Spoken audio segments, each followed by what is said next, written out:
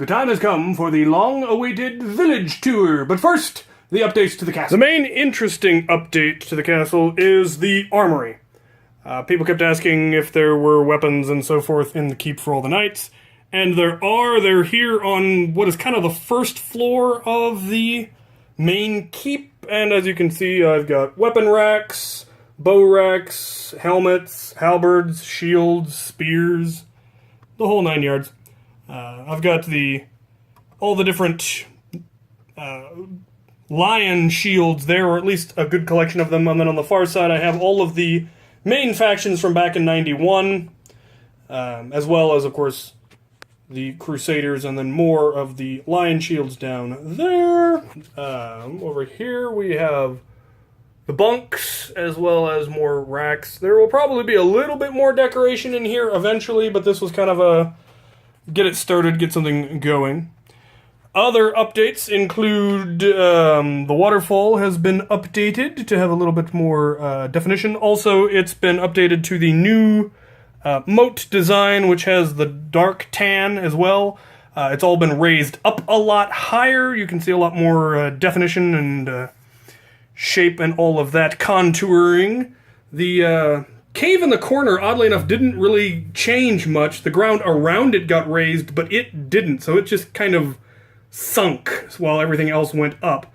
A few minor changes. I do eventually want to make it so that the roof comes off so you can actually see what's inside, because right now you just have to get in from the back. But that is, I think, pretty much it for the castle. Let's take a look at the village.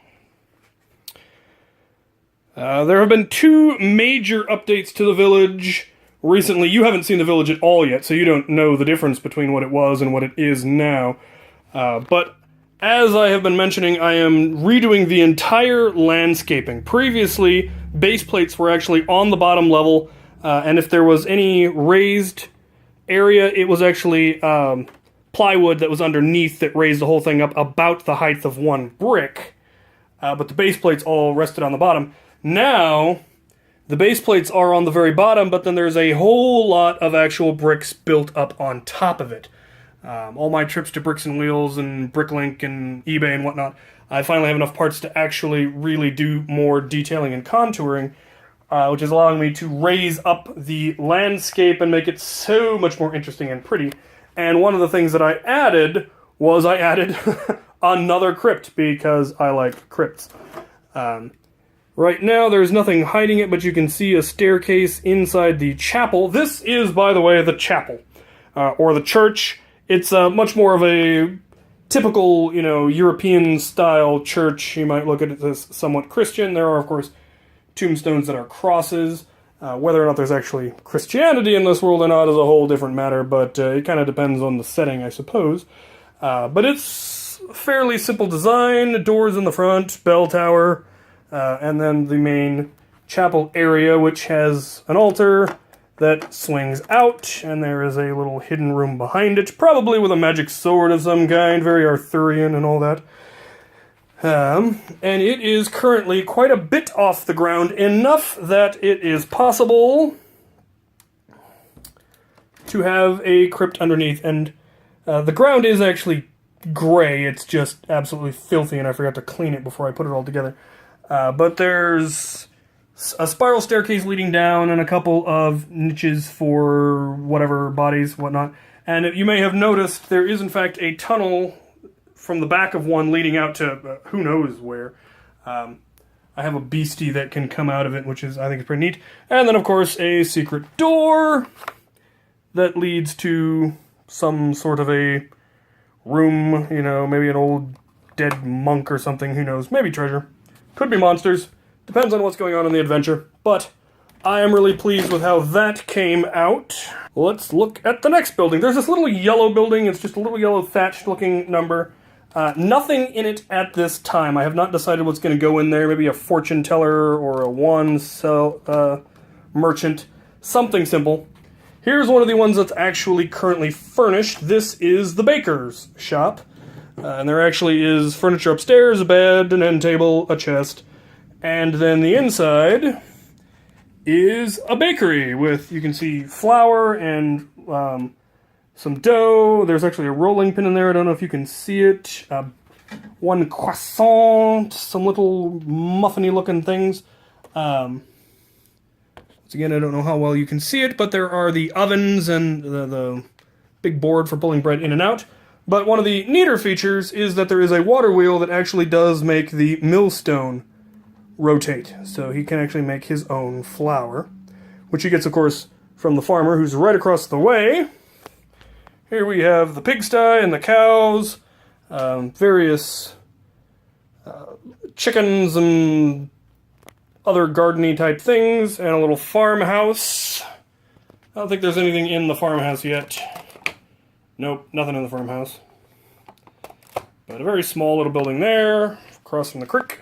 Next we have this yellow building, which has absolutely nothing in it whatsoever. I don't know what it will be. It could be any number of possible buildings. You know, a clothing salesman, a herbalist. I haven't decided what's going to go in all of these buildings yet, so that one's currently unspoken for. Here we have stables for people who are bringing their horses in. No furniture upstairs, but there is some stuff downstairs. There's a tack room with saddles, and there will be eventually tools, and the hayloft there. There are 3 stalls for horses. There are some horses outside in a little pen, drinking water from a bucket. We then have the largest building in town, the inn. In the attic, there are supplies, barrels of whatnot, all the way up there. Next floor, there are some rooms with a little bit of furniture. I haven't finished all of the furniture yet, but I've got the beds in there, some end tables and that sort of thing. And then there is a secret room. There's a little section of the wall that swings inward, and then there's a chest in there. That was just a result of the whole building getting made a little bit bigger when I started working on the detailing a little bit more. And I think I've got some of the downstairs. Yeah, I've got some of it. There's some tables, and there's a bar, but there needs to be a lot more life in there, cups and barrels and food and patrons and so forth, but still working on a lot of interior details. The village is further behind in construction than the castle as far as detailing goes at this point. That's that side of the road. There's then this one, which is actually based on a kit that I never actually had, but I found the instructions online and was able to more or less build it. No detailing inside it as of yet. Also don't know what that building's going to be yet. Same with the one next to it. It's actually the one of these two is going to be the herbalist, and there will be an herb garden out the back. But I haven't decided which one will be it yet. There's a well right in the middle. And then we have another one of the buildings that actually does have some stuff. There's nothing upstairs in this one yet, but this is the town blacksmith shop. Probably more of a farrier, probably does some armoring and so forth. But you can actually see into his place. You've got the forge and the anvil, which also operates on a water wheel that operates a trip hammer, which I think is a pretty neat idea. Next, we have the building with by far the most internal detailing, which is a alchemist shop, apothecary sort of thing. There's a fairly nice looking bed up there and some vials and stuff on racks, a table in the middle. He has a very nice sort of armoire. I don't know what that thing is, but it's a bit of furniture, and it looked neat. And then downstairs, if we can get the thing to come apart, is by far one of the most detailed rooms I've done so far. We've got lots and lots of alchemy stuff on shelves, bones, skulls, gems, the whole alchemy thing in the middle. A big fireplace for working it, bookshelf in the corner with all of his recipes and stuff, and more bones and skulls. Absolutely love how that building ended up coming out. Took a lot of designing and redesigning, and I ended up making the whole building considerably bigger, which is what resulted in the inn ended up getting bigger, and it all came out.